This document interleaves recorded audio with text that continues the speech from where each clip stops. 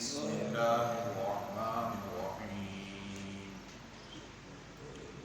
إنا أنزلناه في ليلة مباركة إنا كنا منذرين وقال الله تبارك وتعالى في مقام أخرى ليلة القدر خير من ألف شهر وقال النبي صلى الله عليه وسلم من قام ليلة القدر إيمانا واحتسابا غفر له ما تقدم من ذنبه وقال النبي صلى الله عليه وسلم من حرمها فقد حرم الخير كله أو كما قال عليه الصلاة والسلام صدق الله العظيم وصدق رسوله النبي الأمي الكريم ونحن على ذلك لمن الشاهدين والشاكرين والحمد لله رب العالمين اللهم صل على محمد وعلى آل محمد كما صليت على إبراهيم وعلى آل إبراهيم إنك حميد مجيد اللهم بارك على محمد وعلى آل محمد كما باركت على إبراهيم وعلى آل إبراهيم إنك حميد مجيد سامعین محترم، قابل قدر بھائیوں، دوستوں اور بزرگوں، آنے والی رات رمضان المبارک کی آخری طاق رات ہے۔ پیغمبر اسلام محمد کریم صلی اللہ علیہ وسلم نے خصوصیت کے ساتھ اہل اسلام، اہل ایمان کو رمضان المبارک کی آخری طاق راتوں میں لیلۃ القدر کے تلاش کرنے کا حکم دیا ہے۔ آپ صلی اللہ علیہ وسلم نے صرف یہ نہیں کہا کہ عبادت کرو، فرمایا اس کو تلاش کرو، یہ تمہاری ذمہ داری ہے۔ اب ہم نے سمجھنا اور سمجھانا یہ ہے کہ لیلۃ القدر اللہ رب العزت نے اس امت کو کیوں دی۔ دوسری بات یہ ہے کہ لیلۃ القدر کا معنی اور مطلب کیا ہے۔ تیسری بات یہ ہے کہ لیلۃ القدر انسانیت کو کیا دے کے جاتی ہے۔ چوتھی بات یہ ہے کہ انسان جو لیلۃ القدر میں اللہ کی رحمت سے محروم ہو جاتے ہیں وہ افراد کون ہیں۔ اور پانچویں بات یہ ہے کہ ہمیں لیلۃ القدر میں کرنا کیا ہے، کس طرح وقت گزارنا ہے۔ تو سب سے پہلی چیز یہ ہے کہ لیلۃ القدر کی جو مقام اور مرتبہ ہے یہ اللہ نے کیوں دیا، آخر وجہ کیا ہے۔ پیغمبر اسلام محمد کریم صلی اللہ علیہ وسلم نے ایک مرتبہ بیان فرمایا اور اس بیان میں بنی اسرائیل کے ایک شخص کا تذکرہ کیا کہ جو 1000 مہینے تک لگاتار اللہ کے راستے میں جہاد کرتا رہا، عبادت کرتا رہا۔ صحابہ علیہ رضوان کو یہ بات سن کر انتہا درجے کا رشک ہوا کہ ان کو تو 1000 مہینے کی عمریں ملی، وہ جہاد کرتے رہے، ہمارے پاس تو عمر نہیں۔ ایک بات۔ دوسری بات یہ ہے کہ آپ صلی اللہ علیہ وسلم نے 4 انبیاء کا تذکرہ کیا، حضرت ایوب علیہ السلام، حضرت زکریا علیہ السلام، حضرت حزقیل علیہ السلام، حضرت یوشع علیہ السلام، کہ ان چاروں انبیاء نے 80 سال تک اللہ کی عبادت ایسے انداز سے کی کہ ایک پلک جھپکنے کے برابر بھی نافرمانی نہیں کی۔ ان کی عبادات کو دیکھ کے صحابہ علیہ رضوان کے دل میں رشک پیدا ہوا۔ تیسری روایت کے مطابق ایک مجاہد کا تذکرہ کیا کہ جو 70 سال تک اللہ کے راستے میں جہاد کرتا رہا۔ صحابہ علیہ رضوان کے جب یہ واقعات سنے پھر رشک پیدا ہوا۔ تو ان تمام چیزوں کے سننے کے بعد جو صحابہ کے اندر ایک رشک پیدا ہوا تھا اور ایک کیفیت پیدا ہوئی تھی کہ ہمیں تو وہ کچھ نہیں دیا گیا، تو اللہ تبارک و تعالی نے سورۃ القدر نازل فرما دی کہ آپ فرما دیجئے، اپنی امت سے کہہ دیجئے کہ پریشان ہونے کی بات نہیں ہے، ہم نے آپ کو لیلۃ القدر جیسی مقدس رات دی ہے کہ وہ رات ایک ہوگی، اس ایک رات میں آپ عبادت کریں گے تو 1000 مہینوں سے زیادہ عبادت کرنے کا ثواب دے دیا جائے گا۔ 1000 مہینے 83 سال اور 4 مہینے بنتے ہیں۔ 83 سال اور 4 مہینے کی عبادت کا ثواب دیا جائے گا۔ یہاں تک بات نہیں ہے، بلکہ لفظ ہے خیرن کا، کہ بہت زیادہ بہتر۔ 83 سال اور 4 مہینے تو اس لیے فرمایا گیا کہ 1000 مہینے جو ان سے ہے یہ ان کی مثالیں حضور صلی اللہ علیہ وسلم نے دی تھی، وہ تو ملے گا ہی ملے گا، تو میں خیر ہوں، یہ اس سے بھی زیادہ بہتر اللہ تبارک و تعالیٰ ثواب دینے کے لیے تیار ہے۔ اور حضور صلی اللہ علیہ وسلم نے فرمایا اللہ رب العزت نے آدم علیہ السلام سے لے کے عیسیٰ روح اللہ علیہ السلام تک کسی نبی کو اور کسی نبی کے کسی امتی کو اللہ رب العزت نے لیلۃ القدر جیسی مقدس رات نہیں دی. اللہ رب العزت نے ہمیں یہ رات، ہمیں یہ مقام اور مرتبہ عطا فرمایا ہے. تو معلوم یہ ہوا کہ لیلۃ القدر کی جو رات ہے یہ خصوصیت ہے امت محمدیہ کی. اللہ رب العزت نے خصوصیت کے طور پہ دی. تو اللہ رب العزت نے میرے اور آپ کے وارے نیارے کر دیے. ہمارے تو مقدر جاب اٹھے ہیں کہ اللہ رب العزت نے حضور صلی اللہ علیہ وسلم کی امت میں پیدا کر دیا، امت میں پیدا کر دیا. اور اللہ رب العزت نے بہت سے ایسے مواقع دے دیے کہ تھوڑے سے عمل کرو ثواب زیادہ مل جائے گا، تم کو عمل تھوڑا ہوگا ثواب زیادہ مل جائے گا. تو یہ اللہ رب العزت کی طرف سے میرے اور آپ کے وقت جاگ گیا کہ حضور صلی اللہ علیہ وسلم کی امت میں پیدا کر کے اللہ نے بہت مقام عطا فرما دیا، بہت مرتبہ عطا فرما دیا. فرمایا کہ کتنا پیارا دین ہے. ایک عالم فرما رہے تھے کہ اللہ کے نبی نے فرمایا نفقۃ الرجل علی اہلہ صدقۃ، نفقۃ الرجل علی نفسہ صدقۃ. حضور نے فرمایا انسان اپنی ضروریات کے لیے پیسہ جو اپنے اوپر خرچ کر رہا ہے وہ بھی صدقے کا ثواب شمار ہوتا ہے. جو انسان اپنے بال بچوں کو کھانے پلانے کے لیے کماتا ہے، ان کے اوپر خرچ کرتا ہے، میں یہ بھی سارا صدقے کا ثواب مل جائے. تو کتنا پیارا اللہ رب العزت نے مجھے اور آپ کو دین دیا ہے. ضروریات اپنی پوری کرتے ہیں اور دین کا ثواب ملتا رہتا ہے. اللہ رب العزت نیکی عطا فرماتے رہتے ہیں. تو لیلۃ القدر یہ اللہ تبارک و تعالیٰ کی طرف سے انعام ہے امت محمدیہ کا. یہ بات میں اس لیے عرض کر رہا ہوں آج کے دن کہ اللہ کے حبیب صلی اللہ علیہ وسلم نے فرمایا کہ میری امت میں کثیر طبقہ ہوگا جس کو اللہ رب العزت لیلۃ القدر کی سعادتوں سے جو سے ہے نوازے گی. بہت کثیر طبقہ ہوگا، بہت سے لوگوں کو ملے گی یہ. اور اللہ کے اولیاء ایسے ایسے گزرے ہیں ان کو ہر سال ملا کرتے. عبداللہ بن عباس رضی اللہ کہتے ہیں کہ میں سو رہا تھا، مجھے کسی نے اٹھایا، مجھے نہیں سمجھ کسی نے اٹھایا، اور کوئی کہہ رہا ہے کہ اٹھو لیلۃ القدر ہے عبادت کرو. میں اٹھا، میں نے عبادت کی، اللہ نے مجھے لیلۃ القدر عطا فرمایا. تو یہ چیزیں ہیں جو اللہ رب العزت نیک لوگوں کو اس طرح بھی عطا فرما دیتے ہیں. اور اللہ کے نبی نے فرمایا بہت سے شب بیدار ایسے ہیں کہ ان کو صرف جاگنے کے علاوہ کوئی چیز ہی نہیں ملتی. بہت سے روزے دار ایسے ہیں ان کو بھوک اور پیاس کے علاوہ کوئی چیز ہی نہیں ملتی. نہ نیکی، نہ درجہ، نہ مقام، نہ مرتبہ، کوئی چیز نہیں ملتی اس کو، کوئی چیز نہیں ملتی. تو اس لیے میرے محترم مجھے اور آپ کو اس کے تلاش کرنے کی اور اس کو حاصل کرنے کی بہت زیادہ ضرورت ہے. ضرورت ہے اس چیز کی. یہ نہیں کہ کر لیا تو ٹھیک، نہ ملی تو پھر بھی نہ، پھر نہیں ٹھیک.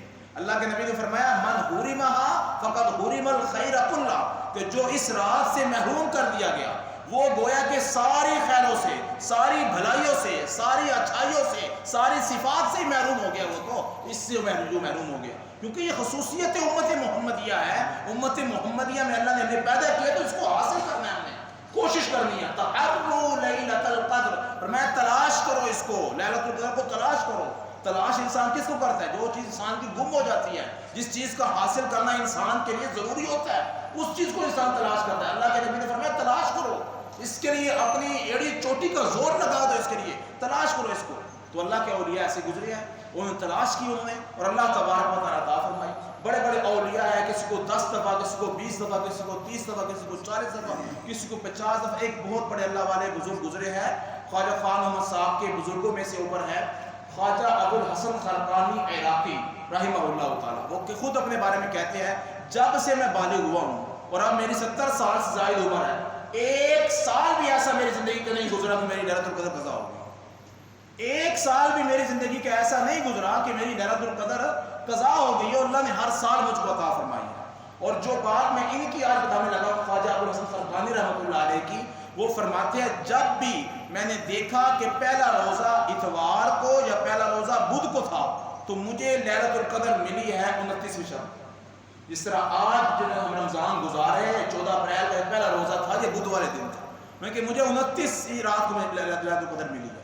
اللہ والے تھے جن کو 50 سال 60 سال تک ملتی نہیں ان کو، تو اللہ تبارک و تعالیٰ کو سامنے رکھ دیا. جب میں نے دیکھا کہ منگل یا جمعے کو پہلا روزہ تھا تو 27ویں شب کو لیلۃ القدر مجھے ملی. تو بہرحال یہ اللہ کے ولی تھے، بزرگ تھے، جن کو اتنے سالوں تک لگاتار اللہ تبارک و تعالیٰ اس نعمت کو عطا فرماتے چلے گئے، نعمت کو عطا فرماتے چلے گئے. اور یہ نعمت اللہ تبارک و تعالیٰ کی ہر انسان کے ساتھ ایسے ہی ہے جیسا کہ ہر انسان کے ساتھ اللہ کا معاملہ جدا جدا ہے. میرے ساتھ اللہ کا معاملہ الگ ہے، آپ کے ساتھ اللہ کا معاملہ الگ ہے. بوڑھے کے ساتھ الگ ہے، جوان کے ساتھ الگ ہے، اللہ کے ہر کسی کے ساتھ معاملات الگ ہے، وہ اس بنیاد پر کہ جس بنیاد پہ انسان کا اللہ کے ساتھ تعلق ہوتا ہے، جتنا تعلق ہوتا ہے، جتنی محبت ہوتی ہے، جتنی انسان کے دل میں اللہ کی یاد اور اللہ کی تڑپ ہوتی ہے، اس اعتبار سے انسان کا اللہ سے تعلق ہوتا ہے۔ اگر اس کو ملے تو اس اعتبار سے مختلف کیفیات انسان کے اوپر مرتب ہوتی ہے۔ کسی کو اللہ رب العزت رات کو روشنیاں دکھا دیتے ہیں، کسی کو اللہ رب فرشتے دکھا دیتے ہیں، کسی کو اللہ جبرائیل دکھا دیتے، کسی کو اللہ رب العزت سمندر کا کڑوا پانی میٹھا کر کے دکھا دیتے ہیں، کسی کو اللہ رب العزت سخت گرمی میں ہوائیں چلا کے دکھا دیتے ہیں۔ تو یہ ہر کسی کے ساتھ کیفیات اسی طرح مختلف ہے جس طرح کے انسان کے ساتھ تعلقات اللہ تبارک و تعالیٰ کی مختلف ہے۔ تو اس لیے میرے محترم مجھے اور آپ کو لیلۃ القدر کے مقام اور مرتبے کو سمجھنا چاہیے، اس کو حاصل کرنا چاہیے، اور اس کے حاصل کیے بغیر میرا آپ کا گزارا نہیں ہے، اور لاسٹ چانس ہے، آخری دن ہے، آخری رات ہے، اس کو ہرگز ہم ضائع نہ کریں۔ یاد رکھیے کہ جب بھی کسی رات کی فضیلت بیان کی جاتی ہے، عوام کے اندر جو تاثر پایا جاتا ہے نا، وہ یہ ہو پایا جاتا ہے جب آپ نے نماز پڑھ لی، عشاء کی نماز ہوگی، تراویح ہوگی، وتر ہوگی، اب اس کے بعد ہاں بھی کس لیلۃ القدر میں عبادت کرنی ہے، یہاں سے معاملہ شروع نہیں ہوتا۔ معاملہ جو شروع ہوتا ہے، اللہ کے نبی نے فرمایا جیسے ہی سورج غروب ہوا، آج کا سورج ایسے ہی غروب ہوگا، فوراً اسی وقت سے روزہ کھلنے کے بعد سے 29ویں شب شروع ہو جائے گی، 29ویں شب شروع ہو جائے گی، اللہ تبارک و تعالیٰ کی رحمتوں کا سلسلہ شروع ہو جائے گا۔ جو اللہ رب العزت نے فرمایا تھا کہ فرشتے آتے ہیں لگاتار، کتار اندر کتار، انسانیت کی طرف متوجہ ہوتے ہیں، جبرائیل علیہ السلام سردار ساتھ ہوتے ہیں ان کے۔ تو یہ سلسلہ تراویح کے بعد رات 12 بجے شروع نہیں ہوگا، یہ جیسے ہی روزہ کھلے گا اس کے فوراً بعد سلسلہ شروع ہو جائے گا۔ تو اس لیے ہم اس اوقات کو ضائع نہ کریں۔ فضائل اعمال میں ایک حدیث لے کر آیا شیخ الحدیث رحمۃ اللہ علیہ، میں آپ کو وہ اعمال بتا رہا ہوں جن اعمال کی وجہ سے ہمیں مقام اور مرتبہ اونچا مل سکتا ہے۔ اللہ کے نبی صلی اللہ علیہ وسلم نے فرمایا جس انسان نے سال کے کسی دن میں بھی مغرب اور عشاء کی نماز کے درمیان 2 سورتیں پڑھ، ایک سورت الف لام میم سجدہ جو 21 پارے میں ہے، 3 رکوع پر مبنی ہے، 30 آیات ہے اس کی، اور دوسری سورہ ملک جو 29ویں پارے کی پہلی سورت ہے تبارک الذی، وہ بھی 30 آیات پر مبنی ہے، 2 رکوع پر مبنی ہے۔ فرمایا 2 سورتیں جس انسان نے پڑھ لی اس کو گویا کہ لیلۃ القدر میں قیام کرنے کا ثواب پورا مل گیا۔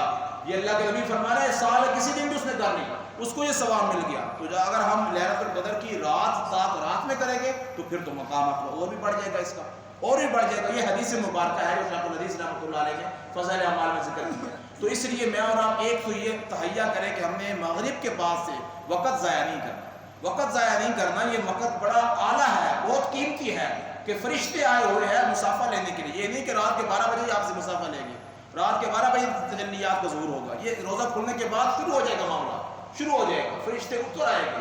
اور مفسرین نے لکھا ہے کہ اللہ رب العزت نے فرمایا تنزل الملائکۃ والروح، اللہ ملائکہ کو نازل کرتے ہیں اور روح سے مراد جبرائیل علیہ السلام ہے۔ جبرائیل فرشتوں کا سردار ہے، اور سارے فرشتوں کو اللہ تبارک و تعالی کیوں نازل کرتے ہیں، وجہ کیا ہے؟ وجہ یہ ہے کہ فرشتوں نے انسان کی تخلیق اول دن کہا تھا اتجعل فیہا من یفسد فیہا ویسفک الدماء، مولا کون سی مخلوق پیدا کرنا چاہتا ہے کہ جو دنگا فساد مچائے گی، قتل و غارت کے بازار گرم کر دے گی، ایسی مخلوق پیدا کرنا چاہتا ہے۔ اللہ لیلۃ القدر کی رات میں فرشتوں کو اور ان کے سردار کو ساتھ بھیج دیتے ہیں، دیکھو تم تو کہہ رہے تھے یہ دنگا فساد مچائے گے، یہ قتل و غارت کریں گے، دیکھو یہ سجدے میں پڑے ہیں، اپنے آنکھوں سے آنسو بہا رہے ہیں، کوئی تلاوت میں لگا ہوا ہے، کوئی ذکر میں لگا ہوا ہے، کوئی آہوزاری کر رہا ہے۔ تو یہ سارے کے سارے معاملات اللہ تبارک و تعالی فرشتوں کو دکھلاتے ہیں، جو گمان تمہارا تھا وہ باطل تھا، آج دیکھ لو امت محمدیہ کے لوگ کیا کر رہے ہیں۔ یہ اللہ رب العزت سمجھانے کے لیے فرشتوں کو نازل کرتے ہیں۔ اور علماء نے لکھا کہ لیلۃ القدر کو لیلۃ القدر 3 وجوہات کی بنا پر کہتے ہیں، 3 وجہ سے لیلۃ القدر کو لیلۃ القدر کہتے ہیں۔ نمبر 1، قدر کا مطلب ہوتا ہے عزت، آپ میری قدر نہیں کرتے، آپ اپنے باپ کی قدر کرو، مطلب کیا ہوتا ہے باپ کی عزت کرو، میری عزت کیوں نہیں کرتے؟ یہ قدر سے مراد عزت ہوتی ہے۔ اور اس رات کو لیلۃ القدر عزت والی رات کہتے اس لیے ہے کہ اس رات میں سارے جہانوں کے سردار خلاق عالم نے سارے فرشتوں کے سردار جبرائیل کو ساری کتابوں کی سردار قرآن کو لے کر سارے انسانوں اور سارے نبی رسولوں کے سردار کے پاس بھیجا تھا لیلۃ القدر کی رات میں قرآن لے کے. تو اس لیے اس کا عزت، اس کا مقام مرتبہ بلند ہے. اس لیے اس کو کہتے ہیں لیلۃ القدر، عزت والی رات، عزت والی رات کہتے ہیں اس کو. اور دوسرا اس رات کو لیلۃ القدر اس لیے کہتے ہیں، قدر کا ایک مطلب ہوتا ہے تنگی ہونا، تنگ ہونا. اللہ کی رحمتیں، اللہ کی تجلیات، انوارات و برکات اس قدر کثیر تعداد میں انسانیت کی طرف روئے زمین پر متوجہ ہوتی ہے کہ زمین تنگ پڑ جاتی ہے، اللہ کی رحمتیں بڑھ جاتی ہیں. اس لیے اس رات کو تنگی والی رات بھی کہتے ہیں کہ اس میں ہر چیز تنگ ہو جاتی ہے. اللہ کی رحمتیں اس طرح ٹھاٹے مارتے ہوئے سمندروں کی طرح انسان پر متوجہ ہوتی ہے، اور اللہ انسان سے کہہ رہے ہوتے ہیں مجھ سے مانگو، مجھ سے بخشش طلب کرو، مجھ سے اپنے سوالات سامنے رکھو، مجھے اپنی پریشانیاں بتاؤ، میں تمہاری دنیا آخرت کے مسائل حل کرنے کے لیے بیٹھا ہوں. اللہ تبارک و تعالیٰ متوجہ ہوتے ہیں. اور تیسری بات علماء نے یہ لکھی ہے کہ اس کو لیلۃ القدر، قدر کی رات اس لیے کہتے ہیں، قدر کا لفظ بسا اوقات بولا جاتا ہے تقدیر کے عنوان پہ، کہ تقدیر کے فیصلے. اللہ رب العزت نے جو اجمالی فہرستیں شب برات میں فرشتوں کے حوالے کرتے ہیں، اس کی تفصیل اور مزید وضاحت فرشتوں کے حوالے کر دی جاتی ہے. وہ کام میں لگ جاتے ہیں اس رات کو، لیلۃ القدر کی رات کو، اس لیے اس کو تقدیر والی رات بھی کہتے ہیں.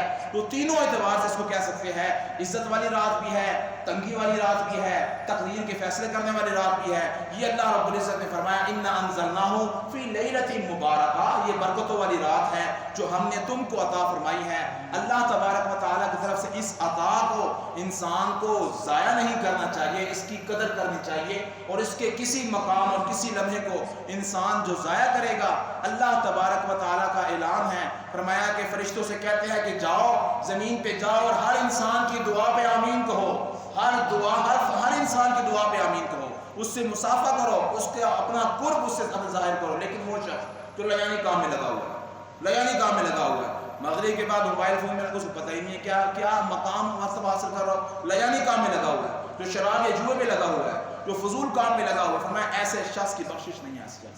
ایسے شخص کو چھوڑ دو، باقی سب کے ساتھ یہ معاملات کر لو. اور اللہ کے نبی صلی اللہ علیہ وسلم نے فرمایا ایک ایسا انسان جو والدین کے نافرمان ہے، وہ اگرچہ اس رات میں پوری رات الٹا لٹک کے عبادت کرتا رہے، اس کو لیلۃ القدر کا ثواب نہیں ملے گا. اس کو میں جو مشرک ہے، شرک پایا جاتا ہے، شرک فی ذات ہے یا شرک فی صفات پایا جاتا ہے، کسی قسم کا کوئی شرک اس کے اندر پایا جاتا ہے، اس کی بھی بخشش نہیں ہے. پھر فرمایا آپ صلی اللہ علیہ وسلم نے جو شراب کا عادی ہے اس کی بھی بخشش نہیں ہے. پھر فرمایا آپ صلی اللہ علیہ وسلم نے جو کینہ رکھنے والا ہے، اپنے مسلمان بھائی کا ویر دل کے اندر رکھنے والا ہے، وہ بھی عبادت کرتا رہے، اس کی عبادت کی اللہ کو کوئی ضرورت نہیں ہے. ایک جگہ ارشاد فرمایا جو اپنے شلوار کو ٹخنے سے نیچے لٹکانے والا ہے، وہ عبادت کرتا رہے، اس کی بھی اللہ کو کوئی پرواہ نہیں ہے، اس کی بھی اللہ بخشش نہیں فرماتے. تو باقی جتنے بھی لوگ ہوتے ہیں یا پھر ان گناہوں کے اندر ملوث بھی ہے، وہ توبہ اس رات کر لیتا ہے کہ اللہ آج کے بعد یہ کام نہیں کروں گا، شرک سے بیزاری کا اعلان کرتا ہے، والدین سے نافرمانی چھوڑنے کا اعلان کرتا ہے، کینہ اپنے دل سے صاف کر لیتا ہے، یا اپنے شلوار اٹھانے سے اوپر رکھنے کا عزم مصمم کر لیتا ہے. اگر وہ عزم کر لیتا ہے ان گناہوں کو چھوڑنے کا، توبہ کر لیتا ہے، تو اس کو بھی وہ رحمتیں اور برکتیں حاصل ہو جاتی ہے. تو اس لیے میرے محترم اس رات کی میں نے اور آپ نے قدر کرنی ہے اور اس کے مقام اور مرتبے کو سمجھنا ہے. تفسیر ابن کثیر میں امام ابن کثیر رحمۃ اللہ علیہ کی روایت لے کر آیا ہے، فرماتے ہیں کہ جس شخص نے اس رات میں ایک دفعہ صرف کہہ دیا لا الہ الا اللہ محمد رسول اللہ، ایک دفعہ صرف کہہ دیا، اللہ سارے گناہوں کو معاف کر دیتا ہے، اللہ سارے گناہوں کو معاف کر دیتا ہے. مشکل ہے بھائی، یہ کام کوئی مشکل ہے؟ یہ کوئی امام ابن کثیر فرماتے ہیں ایک دفعہ صرف کہہ دیا لا الہ الا اللہ محمد رسول اللہ، سارے گناہ معاف کر.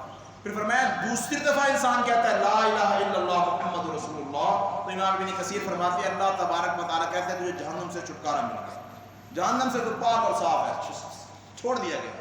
پھر جب تیسری دفعہ انسان کہتے ہیں لا الہ الا اللہ محمد رسول اللہ، فرمایا جنت تو تیرے نام ہو ہی چکی تھی، اب اس کے درجات بھی بلند کرتا ہوں تیرے لیے، درجات بھی بلند کرتا ہوں. ایک دفعہ پڑھنے کے 3 دفعہ پڑھنے کی فضیلت ہے. جو 100 دفعہ پڑھ لے گا اس کا مقام کتنا ہوگا، جو 200 دفعہ پڑھ لے اس کا مقام کتنا، جو 300 دفعہ پڑھ لے اس کا مقام کتنا ہوگا. تو کوئی مشکل چیز نہیں ہے، کوئی مشکل چیز نہیں ہے. تو اس لیے میرے محترم میں اور آپ اس چیز کی ذرا کچھ قدر کریں، اپنے جو اعمال ہمارے گزر رہے ہیں، وقت تو گزر جائے گا، وقت یہ چھوٹے چھوٹے اعمال ہیں، ہم کچھ کر لیں، ہم اس کے اندر کچھ کھونے سے بہتر ہے کچھ نہ کچھ کوئی چیز پا لیں. ہم اللہ کے نبی صلی اللہ علیہ وسلم عائشہ رضی اللہ تعالیٰ عنہ کے پاس تشریف لائے، آپ رضی اللہ تعالیٰ نے فرمایا لے چھوڑ، میں تو اللہ کی عبادت کروں۔ اللہ کی عبادت میں لگ گئے، پوری رات کھڑے رہے، پاؤں میں ورم آ گیا، آنکھوں سے آنسو بہتے رہے۔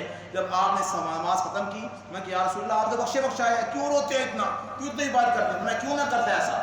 آج کی رات میرے اوپر سورہ آل عمران کا آخری رکوع نازل ہوا ہے، سورہ آل عمران کا آخری رکوع نازل ہوا ہے۔ اور اللہ کے نبی صلی اللہ علیہ وسلم نے فرمایا جو انسان رات کو مغرب کے بعد آل عمران کا آخری رکوع پڑھ لے گا، آل عمران صورت ہے قرآن مجید کی ترتیب کے اعتبار سے تیسری صورت ہے، چوتھے سپارے کے آخری پاؤں سے پہلے اس کا آخری رکوع ان فی خلق السماوات والارض، جو پڑھ لے گا رات کو پوری رات اس کو نماز پڑھنے کا ثواب ملتا رہے گا۔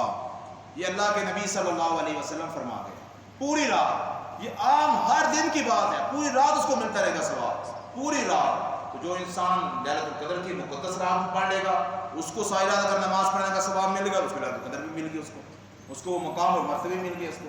تو اس لیے میرے محترم اس کی ہم ترتیب بنائیں۔ اور تیسری بات ایک یہ ہے، ایک چھوٹا سا درود پاک ہے، اللہم صلی علی محمد فی اول کلامنا، اللہم صلی علی محمد فی اوسط کلامنا، اللہم صلی علی محمد فی آخر کلامنا۔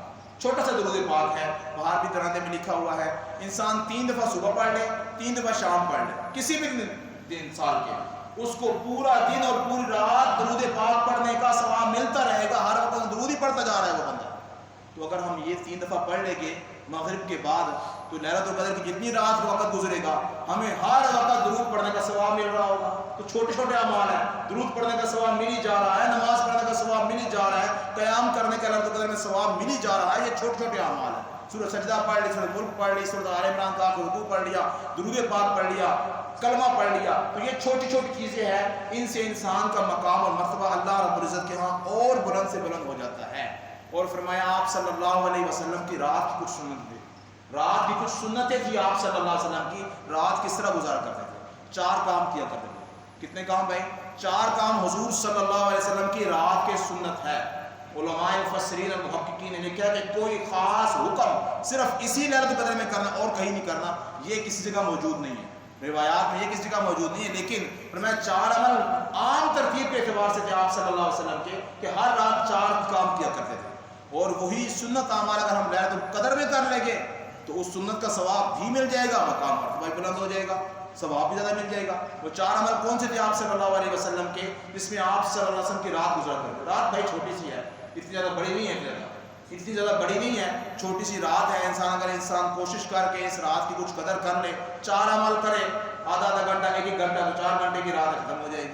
4 عمل کون سی ہے؟ نمبر 1 پہلا سنت عمل یہ ہے کہ لمبی لمبی نفلیں پڑھنا، لمبی لمبی رکعتیں پڑھنا، لمبی کیسے ہوتی ہے؟ جب آپ فاتحہ پڑھتے ہیں اس کے بعد اگر سورہ یاسین شروع کر لیں گے، اگر اللہ نے آپ کو یاد کرائی ہے تو لمبی ہو جائے گی۔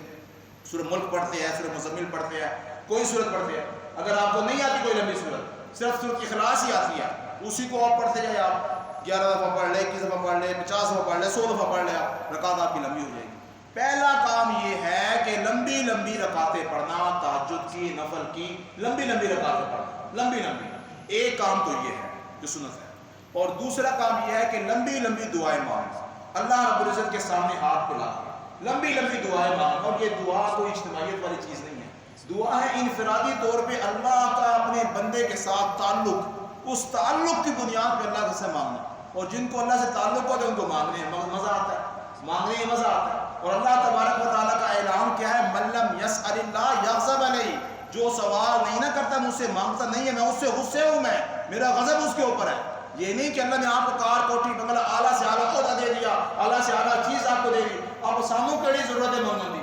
بھائی ہم مانگتے ہیں، ہم نے مانگنا ہے اللہ سے، ہم نے صبح بھی مانگنا ہے، شام بھی مانگنا ہے، دوپہر بھی مانگنا ہے، ہر وقت اللہ سے مانگنا ہے۔ اللہ تعالیٰ کہے جو مانگتا نہیں ہے اس سے میں ناراض ہوں، میں میرا غضب اس کے اوپر ہے میرا۔ تو اس لیے میرے محترم لمبی لمبی دعائیں اللہ سے مانگے، اپنے ہر چیز اللہ سے مانگے، دنیا آخرت کی ہر چیز مانگے، دنیا کی چیزیں ختم ہو جائے، قبر کے سوالات کے مانگے، آخرت کے حوالات کے آسانیاں مانگے، جو اللہ سے ہو سکے مانگے، خوب مانگے اللہ سے، دعائیں ختم ہو جاتی ہے۔ علم ختم ہو گیا، ذہن ساتھ نہیں دے رہا، جو مانگا پہلے وہی دوبارہ شروع کر دے، وہی دوبارہ شروع کر دے۔ عربی کی دعائیں آتی ہے وہ پڑھ لے آپ، اردو کی دعائیں آتی ہے وہ پڑھ لے، دعا لمبی ہونی چاہیے، دعا لمبی ہو۔ انہوں نے احسان صاحب رائمنڈ والے فرماتے ہیں کہ 10 منٹ سے کم جو دعا ہے نا وہ دعا نہیں ہے، 10 منٹ سے جو کم دعا ہے وہ دعا نہیں ہے۔ اس لیے 10 منٹ کا وہ تعلق بھی قائم نہیں ہوتا کہ بندے اور اللہ کے درمیان. اس لیے فرمایا کہ انسان جب دعا کر رہا ہوتا ہے تو صرف دعا نہیں کر رہا ہوتا, بیک وقت عبادت بھی کر رہا ہوتا ہے, بیک وقت عبادات کے مغز کو بھی حاصل کر رہا ہوتا ہے. الدعاء هو العبادہ, الدعاء هو مخ العبادہ. عبادات کا مغز بھی ہے, بعین ہی خود بھی عبادت ہے. تو دو کام ہو گئے. نمبر ایک کام کیا کہ لمبی لمبی کیا کرنے ہے بھائی, ہم نے لمبی لمبی کیا کرنی ہے, ہم نے نمازیں پڑھنی ہے. دوسری چیز ہم نے لمبی لمبی دعائیں مانگنی ہے اللہ تعالیٰ سے کثیر تعداد میں. اور تیسری چیز ہے قرآن پاک کی تلاوت, قرآن پاک کی تلاوت کرنا. اور تلاوت ایک ایسا محترم بشان امر ہے, ایسی عبادت ہے جو ایک عبادت نہیں بلکہ بہت سی عبادات کا مجموعہ ہے. انسان قرآن کھولتا ہے عبادت کرنے کے لیے, انسان نظر قرآن پہ ڈالتا ہے, آنکھیں عبادت میں لگ گئی, ہاتھ قرآن پہ لگے, انسان کے ہاتھ عبادت میں لگ گئے, زبان سے بولا زبان عبادت میں لگ گئی, ذہن دل دماغ جذبات احساسات سے کچھ خیال کر لیا, سب کچھ انسان کا عبادت میں لگ گیا. تو تلاوت بیک وقت ایک عبادت نہیں بلکہ بہت ساری عبادات کے مجموعے کا نام ہے. اس لیے تلاوت جو ہے اس کو ہم کثیر تعداد میں کریں, ایک پارہ پڑھ لے, 2 پڑھ لے, 3 پڑھ لے, 5 پڑھ لے, 10 پڑھ لے, کوئی مشکل نہیں ہے, کوئی مشکل نہیں. جب انسان کے دل میں محبت آ جاتی ہے اللہ تعالیٰ کی تو اللہ سے باتیں کرنے کے مزہ آتا ہے, انسان کو مزہ آتا ہے. انسان نے کیا ہے, عائشہ رضی اللہ عنہا فرمایا, جس انسان نے قرآن کی تلاوت کی اور اس کے بعد اللہ کی قسم اٹھا کے کہا کہ میں نے اللہ سے باتیں کی ہے, قسم میں جھوٹا نہیں ہے, وہ اپنی قسم میں جھوٹا نہیں ہے, اس نے باتیں تو کی ہے, اس نے باتیں تو کی ہے. علی رضی اللہ کیا فرماتے ہیں, جب میرا دل چاہتا ہے کہ میں اللہ سے باتیں کروں قرآن پڑھتا ہوں, جب میرا دل چاہتا ہے کہ میرا اللہ مجھ سے باتیں کرے میں نماز پڑھتا ہوں, میں نماز پڑھتا ہوں. تو یہ نماز اور قرآن یہ دونوں دولتیں ہیں. اللہ تبارک و تعالیٰ سے راز و نیاز کی چیزیں ہے, یہ راز و نیاز کی چیزیں ہیں. تو میرے محترم تلاوت تیسری چیز کیا ہے, تلاوت کرنی ہے, کثیر تعداد تلاوت کرے. تلاوت جتنی زیادہ کرے گے اتنا نور ہمارے دل میں اترتا چلا جائے گا. فرمایا کہ صحابہ میں سے 2 صحابی ایسے ہیں جو ایک رات میں پورا قرآن پڑھ لیا کرتے, حضرت تمیم داری رضی اللہ تعالیٰ, حضرت عثمان غنی رضی اللہ تعالیٰ. ایک رات میں پورا قرآن پڑھ لیا کرتے تھے. اور حضرت تمیم داری کے بارے میں تو آتا ہے کہ وتر کی 1 رکعت کے اندر ہی صاحب پورا قرآن پڑھ لیتے تھے. تو میں اور آپ دیکھیں کتنا پڑھ رہے ہیں, نام لے گا ان کی ہے, محبت عبادت ہماری کوئی ہے ہی نہیں. ہم نام لے گا تو ان کی ہے, عبادت ہماری کیا ہے, ہمارے صرف منہ کی باتیں ہیں, اندر کی کوئی حقیقت نہیں ہے. تو حقیقت حاصل کرنے کی کوئی ضرورت ہے. اور تابعین میں سے 2 تابعی ایسے ہیں جو ایک رات میں پورا قرآن پڑھ لیا کرتے تھے. ہم قربان جائیے اپنے امام پر. ایک امام اعظم امام ابو حنیفہ رحمۃ اللہ علیہ کی شخصیت جو ایک رات میں پورا قرآن پڑھ لیا کرتے, پورا قرآن. اور دوسرے حضرت سعید بن جبیر رحمہ اللہ تعالیٰ ہے جو تابعی ہے اور ایک رات میں پورا قرآن پڑھ لیا کرتے, پورا قرآن پڑھا. تو میرے محترم یہ قرآن مجید اتنی بڑی دولت ہے, جن کو سمجھ میں آئی انہوں نے پھر اس کو چھوڑا نہیں, انہوں نے اس کو چھوڑا نہیں, اس کی تلاوت کو اپنا وتیرہ بنا لیا, اپنی عادت بنا لیا, اس کے بغیر ان کا گزارا نہیں ان کا. تو یہ عبادات کا مجموعہ ہے. تو اس لیے تیسری چیز جو ہم نے کام کرنی ہے وہ ہے قرآن مجید کی تلاوت. اور تلاوت بہتر یہ کہ انسان دیکھ کے پڑھے, قرآن مجید کو ہاتھ لگا کے پڑھے انسان, یہ زیادہ بہتر ہے یہ. اور چوتھی چیز کیا ہے, چوتھی چیز ہے تسبیحات. تسبیحات تسبیح کی جمع ہے. تسبیح کہتے ہیں اللہ کی پاکی بیان کرنا, اللہ کی تعریف کرنا, اللہ کی پاکی بیان کرنا. سبحان اللہ کہہ کے بھی ہو سکتی ہے, سبحان اللہ والحمد للہ ولا الہ الا اللہ واللہ اکبر ولا حول ولا قوت الا باللہ العلی العظیم, جس کو ہم تیسرا کلمہ کہتے ہیں. کلمے تو سارے, تیسرا جو تو کوئی نہیں ہے, یہ لوگوں نے اپنے پاس ترتیب بنائی ہوئی ہے. یہ کلمے اللہ رب العزت نے اپنی تعریف کے لیے رکھے ہوئے ہیں. سبحان اللہ بحمدہ سبحان اللہ العظیم. کوئی بھی انسان کلمہ جس میں اللہ کی تسبیح ہوتی ہے, اللہ کی پاکیزگی بیان کی جائے, اس کو پڑھے انسان اس کو پڑھے. ہمیں یاد ہے سبحان ذی الملک والملکوت, بہت ہی پیاری تسبیح ہے, بہت ہی پیاری تسبیح ہے. سبحان ذی الملک والملکوت, سبحان ذی العزت والعظمت والہیبت والقدرت والکبریاء والجبروت, سبحان المالک الحی الذی لا اله الا هو سبوح قدوس. یہ تسبیح ہے, یہ تراویح کے ساتھ منسلک نہیں ہے. ایک ساتھی کل پر سے پوچھ رہا تھا, میری دعا یہ آپ کی میری تراویح ہو جائے گی. بھائی اس کا تراویح سے کوئی کانٹیکٹ نہیں ہے, اس کا تراویح سے کوئی تعلق نہیں ہے. حضور صلی اللہ علیہ وسلم نے, صحابہ میں سے کسی صحابی نے, تابعین میں سے کسی تابعی نے, چاروں اماموں میں سے کسی امام نے, کسی ائمہ نے, کسی فقیہ نے, کسی عالم نے یہ نہیں لکھا پرانے کسی کتاب کے اندر کہ اس کا پڑھنا بھی ضروری ہے. بس اتنا حکم ہے شریعت کا, آپ صلی اللہ علیہ وسلم صحابہ کا, کہ 4 کے بعد کچھ وقفہ کیا جائے, اللہ کی تسبیح بیان کی جائے, اللہ کی تسبیح بیان کی جائے. یہ مخصوص نہیں ہے.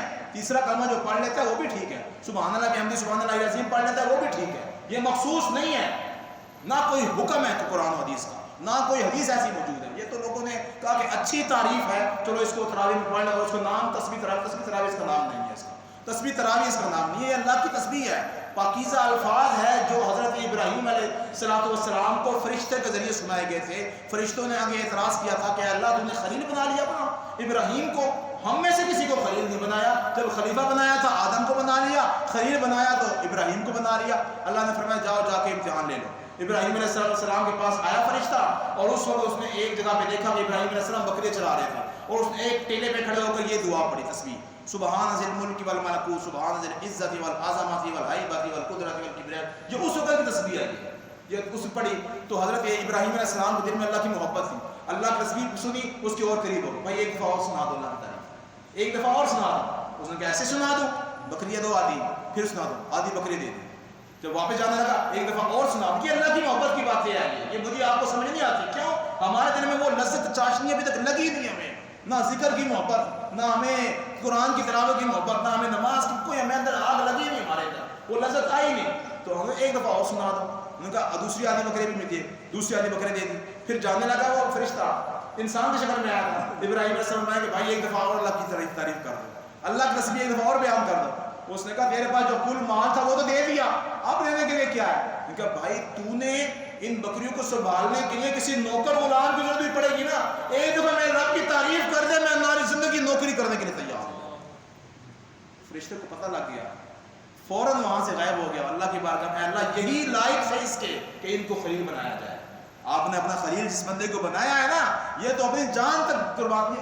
ان کی تسبیح ہے ابراہیم علیہ السلام کی. یہ بڑی اچھی الفاظ میں تعریف ہے اللہ رب العزت کی. تو یہ تعریف تسبیح پڑھ لے، سبحان اللہ والحمد للہ ولا الہ الا اللہ واللہ اکبر. ان کے بارے میں حضور نے فرمایا کہ ان چیزوں پہ سورج طلوع ہوتا ہے، ان تمام چیزوں سے مجھے زیادہ محبوب ہے سبحان اللہ، الحمد للہ، لا الہ الا اللہ، اللہ اکبر. تو یہ چیزیں انسان پڑھ لے، انسان تو تسبیح پڑھے. تو چار چیزیں ہم نے کام کرنے ہیں، لمبی لمبی نمازیں پڑھنی ہیں، لمبی لمبی دعائیں مانگنی ہیں، قرآن مجید کی تلاوت کرنی ہے، اور چوتھی چیز کیا کرنی ہے بھائی ہم نے تسبیحات پڑھنی ہے، تو اللہ کی تعریف کرنی ہے. ان تسبیحات میں درود پاک کی تسبیح بھی ہے، استغفار کی تسبیح بھی ہے. جو بھی انسان چاہے انسان تسبیحات پڑھے. ایک گھنٹہ دے دے گا تو 4 گھنٹے کی رات ہے، 4 گھنٹے اس میں لگ جائے گا. اس کے اندر صرف رات کو جاگنے کا نام لیلۃ القدر کے حاصل کرنے کا نام نہیں ہے، رات کو قیمتی بنانے کا نام لیلۃ القدر کی پانا جو ہم اس رات کو قیمتی بنائیں ہم اس کو کہ اللہ تبارک و تعالیٰ کیا ہماری یہ رات قابل قبول ہو جائے.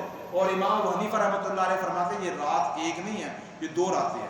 امام ابو حنیفہ رحمۃ اللہ علیہ فرماتے ہیں ایک تو وہ رات ہے جو رات طاق راتوں میں ہے، آخری 5 راتوں میں، آخری عشرے کی طاق راتوں میں، اور باقی ایک رات اللہ نے چھپائی ہے آخری عشرے کی جفت 5 راتیں، 20 راتیں پہلے رمضان کی، اور پورا سال کے 11 مہینے. ان سب کے اندر ایک پھیلی ہوئی ہے رات. ان سب کے اندر وہ پورا سال تلاش کرنا پورا وہ تو بہت مشکل ہے. میں آسان کام اللہ کے نبی نے بتا دیا. امام حنیفہ رحمۃ اللہ فرماتے ہیں کہ ان 5 میں سے ایک جو ہے آپ تلاش کر لیں. اللہ تبارک و تعالیٰ مجھے اور آپ کو بار بار یہ مقام عطا فرمائے، بار بار اس کو حاصل کرنے کی توفیق عطا فرمائے، اس کی قدر کرنے کی توفیق عطا فرمائے. آخری رات ہے، اس کو ضائع نہ کیجیے بالکل بھی، بالکل لیانی اور فضول کام میں اس کو ضائع نہ کیجیے. نوافل میں، اللہ کے ذکر میں، اللہ کی یاد میں جتنا ہو سکے انسان آگے سے آگے اپنے آپ کو لگائے، اپنے آپ کو تھکائے. یہ تھکانا بھی اللہ کو محبوب ہے. اللہ رب العزت مجھے اور آپ کو سمجھنے کی، صحیح طریقے سے عمل پیرا ہونے کی توفیق عطا فرمائے. وآخر دعوانا الحمد للہ رب العالمین. اللہ